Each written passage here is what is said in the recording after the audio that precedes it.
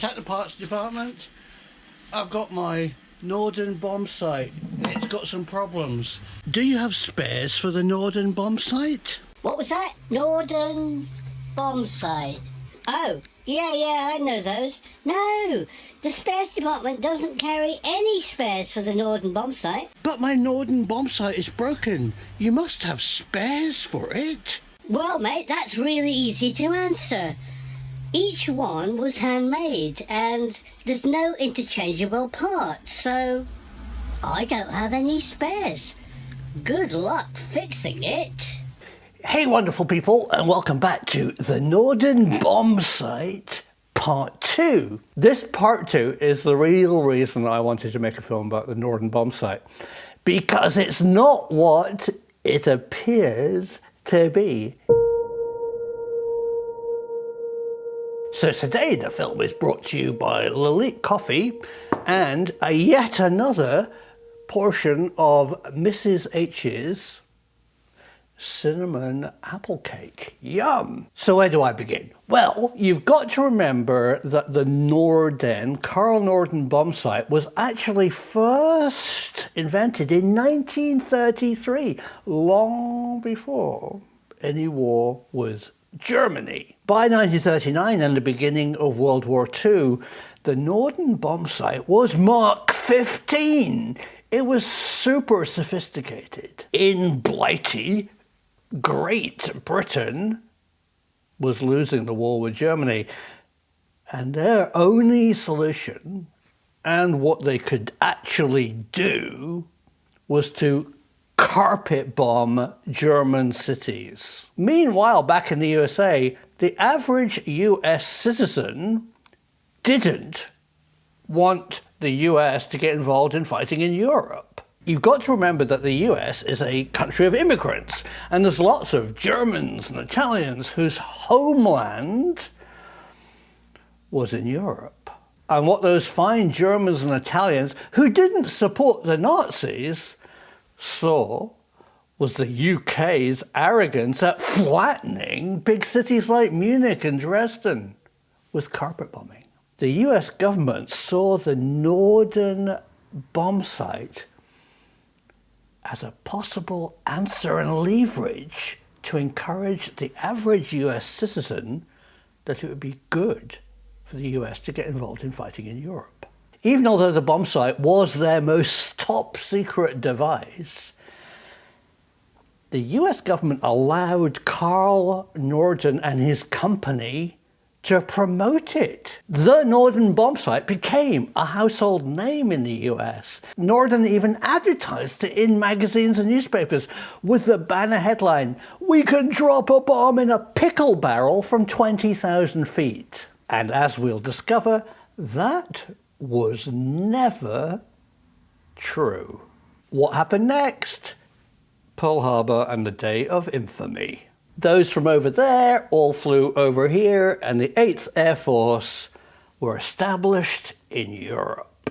US bombers fitted with the latest Mark 15 Norden Bombsight started targeted daylight raids, because they'd sold the idea to the US of dropping a bomb into a German factory's pickle barrel. But it didn't work. It was impossibly hard to use under combat conditions. The Norden Bombsight broke down.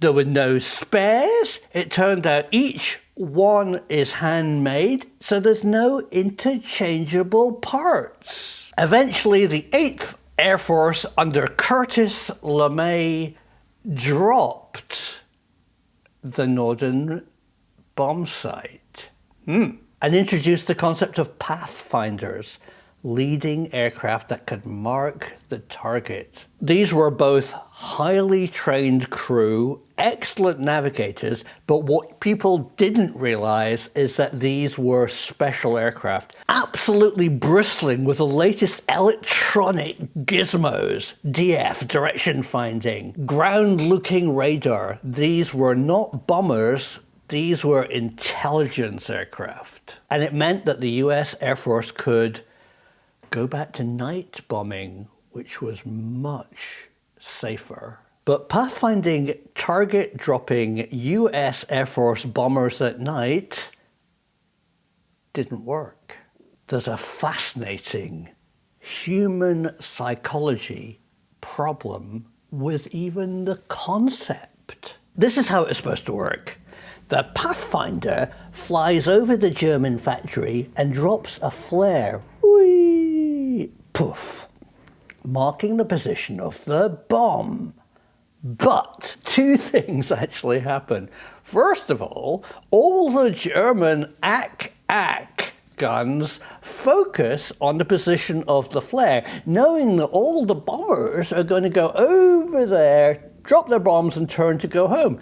They were sitting ducks. But there was a much bigger problem. You have to remember that B-17 pilots were 21. And what happened was they saw the flare, got as close to it as they dared, turned early, dropped the bombs, and headed home. All their bombs were falling short of the target flare. It wasn't working. So a brilliant new idea came about using human psychology. And this is how it worked. The pathfinding leading aircraft would fly past the target and drop the flare. The German ack would focus on the flare. The young pilots would fly towards the flare. They would turn early and drop their bombs exactly onto the German pickle barrel. This whole pathfinding, flare-dropping psychological trick was kept from the public. They were told that the German factory was hit because of the Norden Bombsight. Just the same kind of story that us Brits were told about Cat's Eye Cunningham, who could see in the dark because he ate carrots, when in fact his fighter plane had a micro-cavity magnetron radar system that was completely secret. It was carrots. Oh no, it wasn't. But in a strange twist of fate, the Norden Bombsight came into its own in a very counterintuitive way on a clear blue day, specially selected because it could film this experiment. A B-29 bomber with the most experienced crew of navigators and senior pilots took off from a Pacific island. On board was a Norden Mark 15 bombsight. For this mission, there was no ack, no fighters, clear blue daylight sky, letting the bomb aimer set all 64 of the Norden's parameters to accurately drop this special weapon. Over the cities of Hiroshima and Nagasaki, atomic bombs fell those fateful days, targeted by a Norden Bombsight. Ironically, both the nuclear weapons were thousands of feet off target. But with this type of bomb, it didn't really matter. The Norden Bombsight had found its unique use. Isn't it strange how often things that we think we know about have a hidden double use? I love digging up and telling these stories to you because the truth is out there. Oh, you're still here. Great! You know that bloke that comes from the maintenance department that keep on asking me for spare parts? He's not such a bad guy, really. And he actually wants to tell you something. Oh, well, I never got my Norden Bombsight fixed. Although the guys from the spare department really tried to help. It was such an interesting story, I didn't realise that really it was a bit of a scam. And I want to tell you something else. Now, I've worked here for nearly 4 years, fixing things and making films about string vests and bomb sites and strange huts. And nobody really watches them because they're exactly the kind of films that YouTube, our boss, really don't like. But I like them, and one or two of you seem to like them too. But they're not very popular. But that's exactly the type of film that I like to work on. A kind of a project fixing stuff up, like an old aeroplane. Brilliant stuff. But I was wondering if you could help. You see this spanner and this big drill? Well, that's what you need. What you could do is go down and subscribe. It's free. You don't have to buy the spanner. And also, if you ring the bell for future notifications, you get to find out when I do films on other things. It's really a good idea. But there's an even better thing that you could do. If you really want to help make interesting films about subjects that only you and I like to watch, why don't you become a Patreon? It's only $1, a few pence a month, but it's way more than YouTube pay me, and it actually, because of Patreons, is the only way I get to make films about Norden bombsights and string vests. Oh, hang on, the guy at the spares department wants to say something. Hang on. Oh good, it's me again. I've been searching around and I really can't find any parts for the Norden Bombsight. But what I did find in the back of the stores are some early training films about how to use it. I thought you, as a special thanks from me in the spares department, would like to see my film on how to use the Norden Bombsight. Thanks for watching.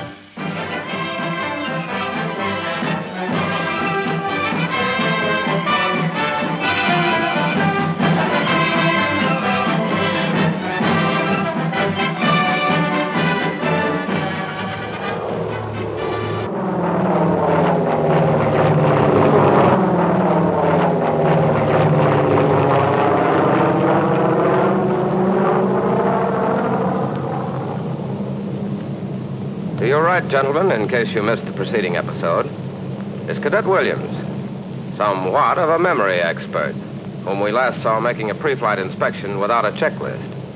And for his first mission, too. You're overcorrecting a little there, aren't you? That's right, relax.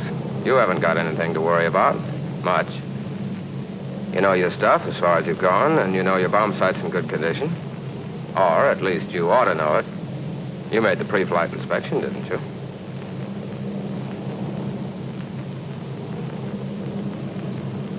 Okay, here we go, mister.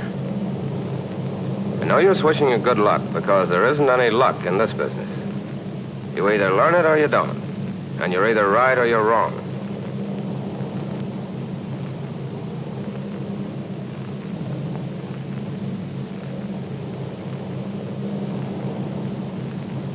All right, get set. Now, switch is on. PDI switch on. Servo on. Bomb sight switch on. Rate motor switch on. Stabilizer running and all warmed up.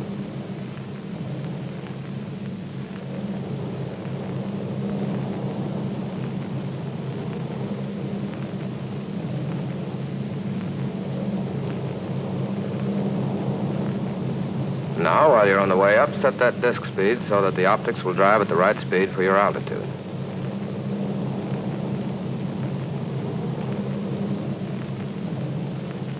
Table says 326.9. 326.9. Right.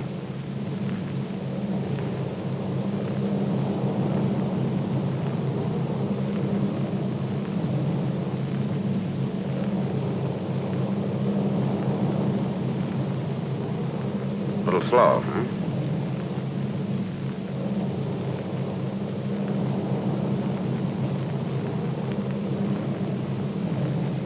That looks like it.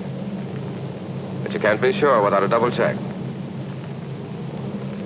2 correct readings. Okay.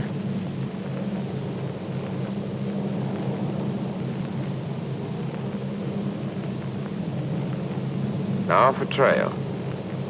47 mils.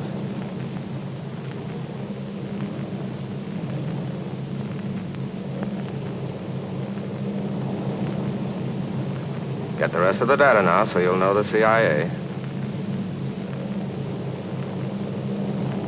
Here's your chance. Show the lieutenant you know what's doing.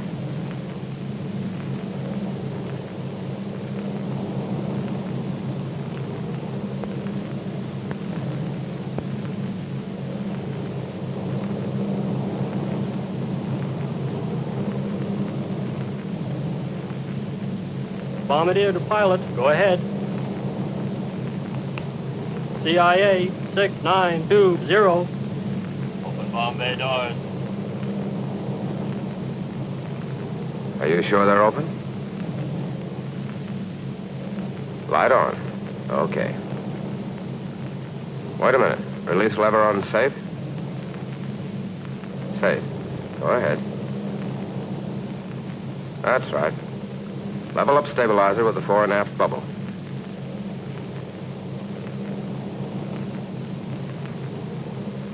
Lock it good and tight.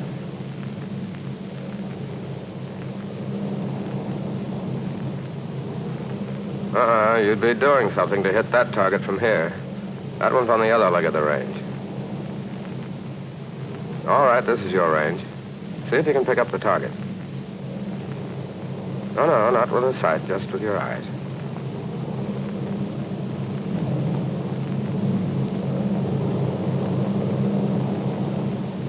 Maybe you didn't know. When they laid out the range, they forgot to paint in the diagrams. I bet they forgot to do that in Tokyo, too. All right, Lieutenant, he's your baby now. Pick a landmark. See that nearest dry lake? The target's that white spot beyond it and a little to the left.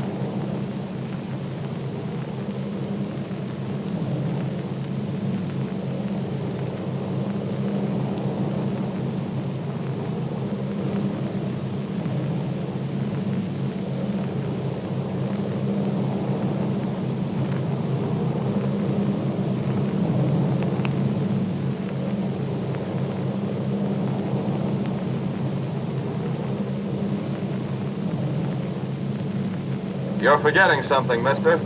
Turn extreme forward vision in. Get on the target. Clutch in so the stabilizer will hold the sideline steady in azimuth. Uncage the vertical gyro so you'll have a steady vertical reference, no matter how much the plane rocks. Well, mister, remember that pre-flight inspection procedure that you learned by heart? Couldn't be that you forgot number 21. Could it?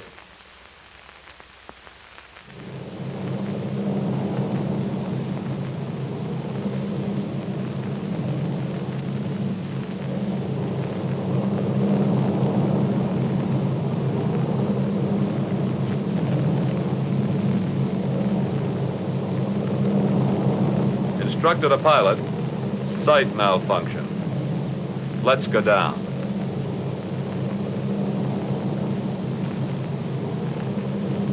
What's the matter? Air sick?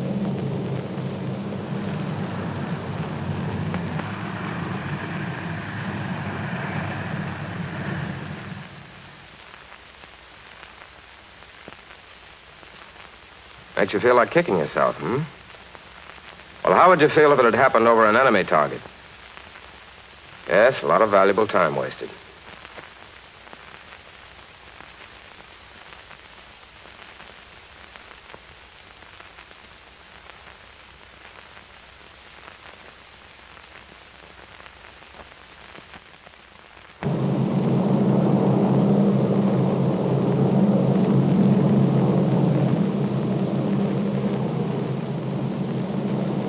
Well, mister, here we go again, and good enough. You didn't forget that extreme forward vision this time. Now uncage your gyro. Now let's get on that target. Watch closely to see which way you're drifting. The wind is pushing off to the right of the target. Double grip and turn back slowly. Better get back on the target so you can see what you're doing. Drift to the right, so turn them back. Easy now.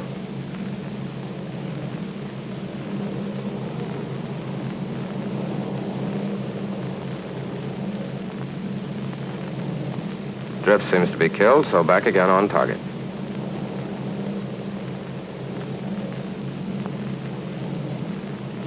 Overcorrected there a bit. Turn the extreme forward vision out before you lose the target. And get back on target.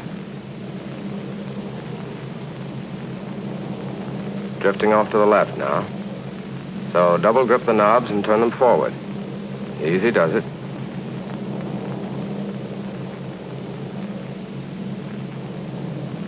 Better turn on your rate motor. Got your course pretty well set. Now let's see what you can do about rate. You can judge your rate better if you put it back on target.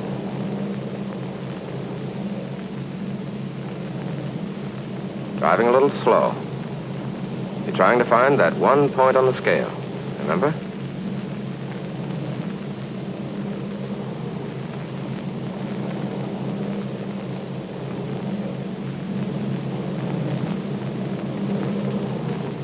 That's coming along.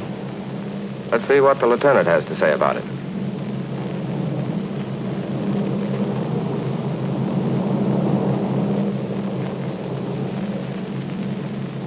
Bombardier to pilot.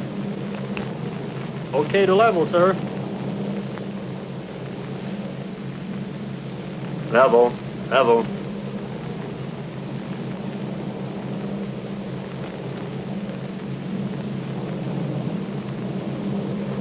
Level carefully, so you can keep that vertical reference line.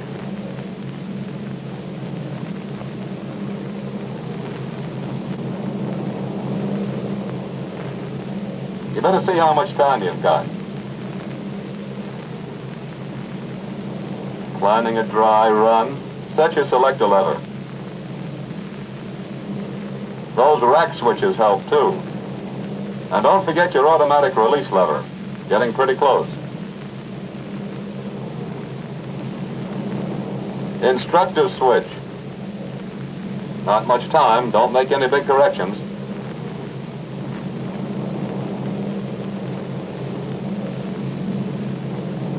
Bombs away.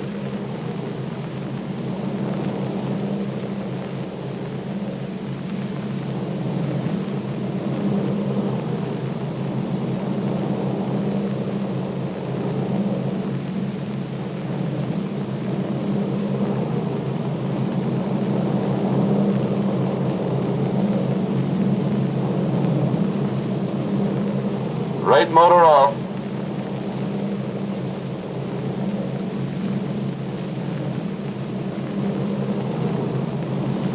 Okay to turn, sir.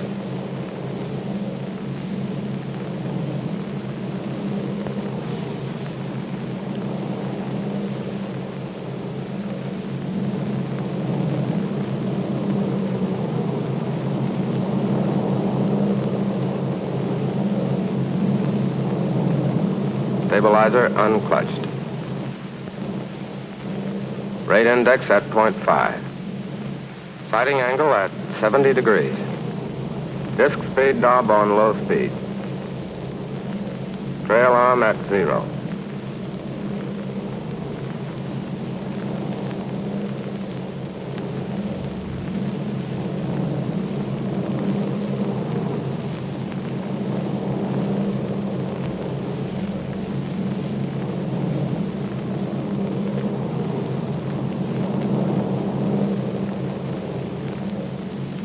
Pretty good, huh? In fact, terrific. And what a nice big pair of ears you have to tell it to. Except that here's another friend of yours, and he was along on that first run. Remember? What's that? Pre-flight penalty. Well, here's something, Mr. Memory Expert, for you never to forget. Oh, well, you might be buying extra beers graduation night, Cadet Williams. But I don't think Lieutenant Williams, Bombardier, will ever forget to complete a pre-flight inspection.